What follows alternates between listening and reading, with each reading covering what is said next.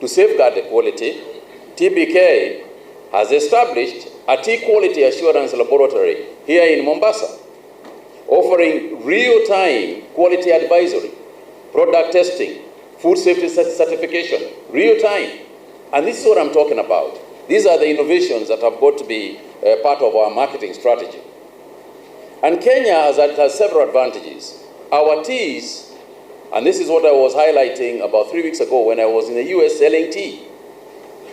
Our teas are high altitude grown, naturally, chemical-free, and rich in aroma, giving them a strong competitive edge in organic and specialty markets.